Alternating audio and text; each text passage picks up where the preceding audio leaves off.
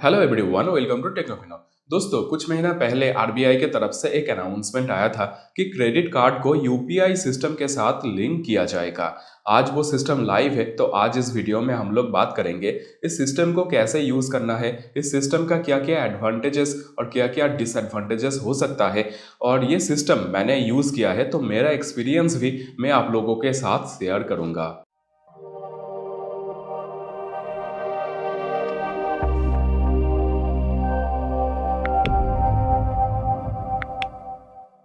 दोस्तों, आज के डेट में क्रेडिट कार्ड को यूपीआई सिस्टम के साथ लिंक करके पेमेंट करना पॉसिबल है। पर हाँ, सारे क्रेडिट कार्ड को आप ऐसे लिंक नहीं कर सकते। सिलेक्टेड 3 बैंक है, अभी 3 बैंक के क्रेडिट कार्ड को, रुपे क्रेडिट कार्ड को आज के डेट में आप यूपीआई सिस्टम में लिंक कर सकते हो और पेमेंट कर सकते हो। 3 बैंक का नाम है Indian bank, union bank of India और पीएनबी। इन 3 बैंक के रुपे क्रेडिट कार्ड अगर आपके पास होगा तो आप उसको लिंक कर पाएंगे। फ्यूचर में और भी बैंक और भी कार्ड नेटवर्क को इस सिस्टम में ऐड किया जाएगा। तो ये जो सिस्टम है, इस सिस्टम के फायदा क्या क्या होगा उसके बारे में पहले हम लोग बात करते हैं।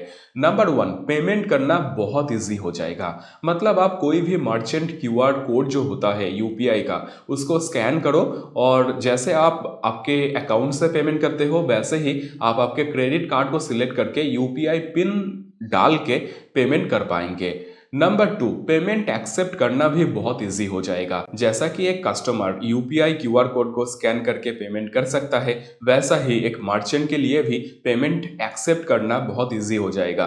क्योंकि आपको पेमेंट एक्सेप्ट करने के लिए अलग से पीओएस मशीन नहीं रखना पड़ेगा। तो पीओएस मशीन के लिए जो कॉस्ट मर्चेंट को लगता है वो उनके लिए बच जाएगा। तो बहुत इजी हो जाएगा मर्चेंट के लिए भी क्रेडिट कार्ड पेमेंट एक्सेप्ट करना। नंबर 3, एमडीआर बिल्कुल जीरो है ऐसे ट्रांजैक्शन का। तो अगर एमडीआर जीरो होगा मतलब मर्चेंट को पेमेंट एक्सेप्ट करने के लिए कोई भी चार्जेस बैंक को नहीं देना होगा। तो इससे क्या होगा, मर्चेंट के लिए बहुत फायदा हो जाएगा। मतलब छोटे छोटे जो दुकान है, छोटे छोटे जो मर्चेंट है, जिनके पास क्रेडिट कार्ड एक्सेप्ट करने के लिए उतना मार्जिन नहीं बचता, तो उनके लिए बहुत इजी हो जाएगा कि वो भी आप आज के डेट में क्रेडिट कार्ड से पेमेंट एक्सेप्ट कर पाएंगे। तो छोटे छोटे जो मर्चेंट है, इंडिया में बहुत सारे ऐसे मर्चेंट आपको देखने को मिल जाएगा जो कि यूपीआई एक्सेप्ट करते हैं पर कार्ड एक्सेप्ट नहीं करते, क्योंकि कार्ड का जो एमडीआर होता है वो बहुत हाई होता है। तो इससे क्या होगा, इंडिया में जो डिजिटल पेमेंट है वो और भी ज्यादा इंक्रीज होगा, क्रेडिट कार्ड के यूजर और भी ज्यादा इंक्रीज होगा। तो आप बात करते हैं इस सिस्टम के लिमिटेशन के बारे में।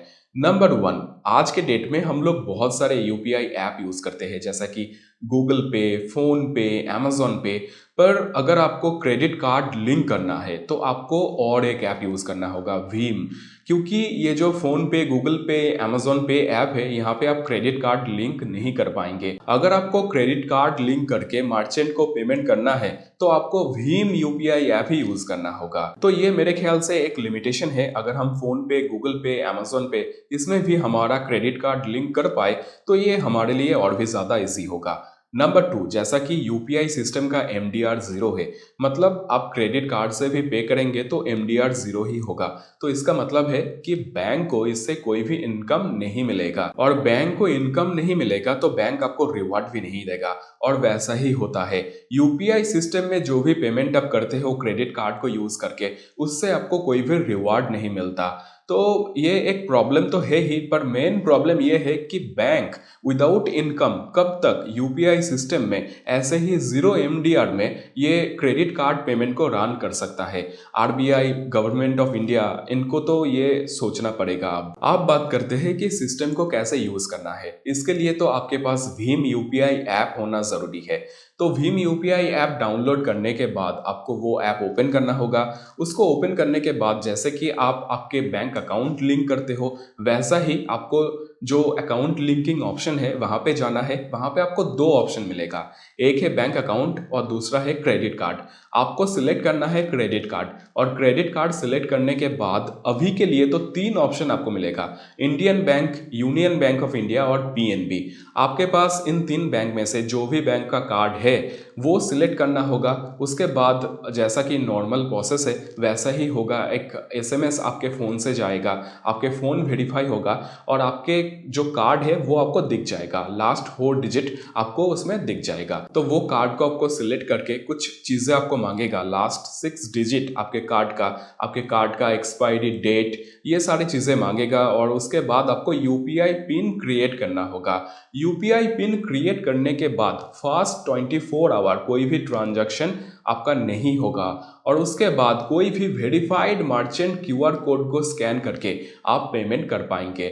मेरे पास PNB RuPay select credit card already है और मैंने इस सिस्टम को बहुत बार यूज भी किया है। बहुत इजीली पेमेंट हो जाता है। मतलब कभी कभी क्यूआर कोड को स्कैन करके जब हम पेमेंट करते हैं तो पेमेंट पेंडिंग हो जाता है या फिर बैंक अकाउंट का सर्वर डाउन होता है, पर मैंने ये पीएनबी कार्ड को यूज करके लगभग 25 से 30 बार पेमेंट किया है और कभी भी ऐसा प्रॉब्लम मुझे फेस करना नहीं पड़ा।